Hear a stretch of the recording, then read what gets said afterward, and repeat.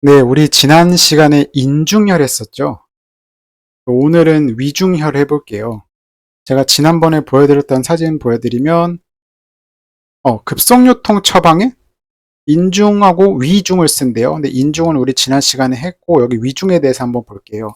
인중, 위중? 이름이 비슷하지 않나요? 이게 비슷한 이유가 있습니다. 자, 위중이라는 혈자리 어디 있나 보면요. 이 무릎 접히는 데 있죠? 오금에 있습니다. 오금 있는데. 왜 허리에 좋죠, 근데? 네? 왜 허리에 좋죠? 방광경락이 이렇게 해가지고 골반으로 해서 허리로 올라가서 허리에 영향을 끼친다.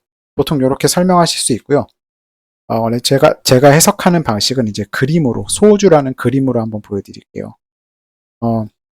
주치 한번 볼까요?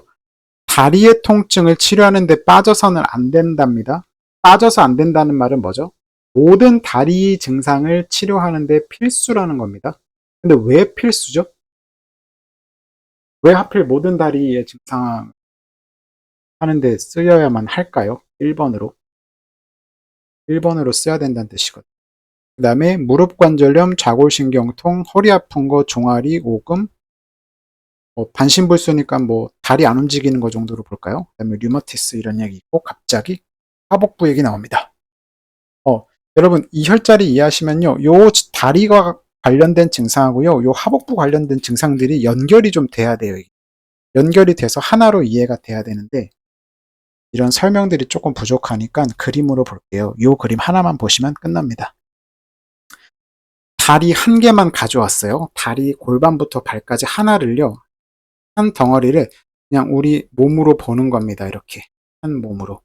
그러면 발은 머리로 보는 거고요. 발목은 목으로 보고 종아리 정강이가 있는 이 부분은요. 몸통으로 보는 겁니다. 그 다음에 우리 인사할 때 허리 접히죠. 여기. 그런데 위중혈 있는데 우리 오금 있는데 3번 이렇게 접힙니다. 그러면 우리 여기가 대충 요추 한 4번 정도 되거든요. 5번까지 조금 넓게 볼게요. 이상. 그러면 위중이 지나가는 이 무릎의 오금이라는 자리는 요추 4, 5번 정도로 보시면 되겠죠. 그 다음에 허벅지가 있는 이 뼈는 하복부로 보는 겁니다. 너무 길긴 하지만 여기까지 이해되셨죠? 오금이 지나가는 무릎은 대충 요추 4, 5번으로 보는구나. 그 근거는 인체는 소우주라는 이 그림 때문에 그렇습니다. 여기까지 이해되셨죠? 그러면 요추 4, 5번인 것까지는 알았는데 요추 4, 5번인 거랑 다리를 치료하는데 빠져서는 안 되는 필수인 거랑은 어떻게 연결을 해서 사고를 해야 되죠? 하복부랑은 어떻게 연결하냐면 그림을 보시면 됩니다. 이 4번, 5번하고 천골 윗부분에요. 4번, 5번하고 한 천골 앞부분에서 나오는 신경이요. 이 파란색이랍니다. 무슨 신경이냐면 이게 좌골신경이래요. 좌골신경이 여기에서 출발을 해가지고 뒤로 해가지고 종아리로 해가지고 발목으로 해서 발까지 갑니다. 그런데 어떠한 이유에서 여기 좌골신경의 출발점에 문제가 생겼어요. 그러면 여기 문제가 생겼으니까 전기 신호가 밑에까지 제대로 안 가겠죠? 그러면요, 무슨 일이 생기냐면 다친 데는 여기지만요, 증상들은 요 밑으로 나타납니다. 다리가 저리고 고관절도 좀 이상하고 무릎도 아프고 퇴행성 뭐 이런 것도 오고 종아리가 자꾸 당기고 쥐가 나고 발목이 아프고 발끝이 저리고 발톱에 무좀이 있고 골반 여기 전체가 좀 이렇게 움직일 때 이상하고 이런 증상들이 옵니다. 그러면 좌골신경, 그러니까 신경의 출발점만 여기만 잘 잡으면요, 다리에 관련된 모든 증상들은 쭈르르륵 해결이 되는 겁니다. 그래서 위중혈을 쓰면요, 모든 다리를 치료하는데 빠져서는 안 되는 곳이라고 그래서 말하는 겁니다. 신경의 출발점이라는 것을 의미하는 겁니다. 그러면 자, 출발점만 잘 되면 밑에까지 일이 잘 되겠죠? 그러니까 무릎도 좋아지고 종아리도 좋아지고 발목도 좋아지겠죠. 그래서 무릎 얘기, 좌골신경통, 종아리 얘기 그래서 나오는 겁니다. 간단하죠. 그런데 내가 뭐 다리가 저리거나 무릎이 아프다고 여기다가만 치료를 하면요, 반응은 조금 할 수 있겠는데요.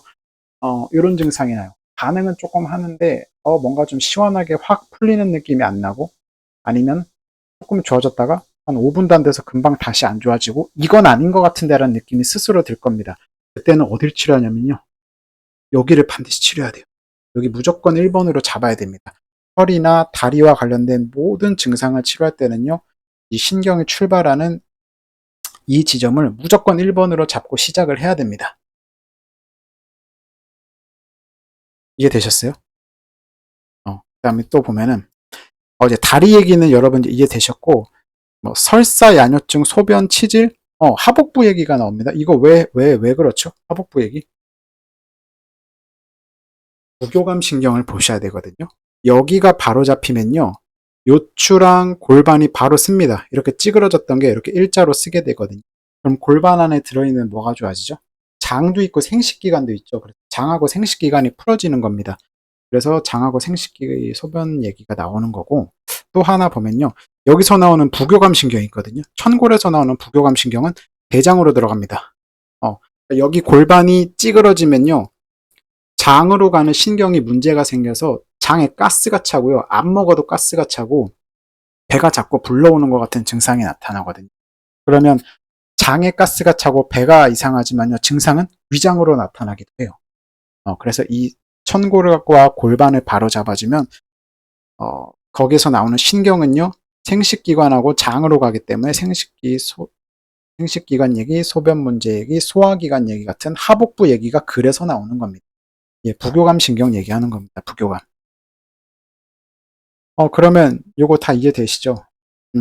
결국 위중은 요추 4, 5번이군.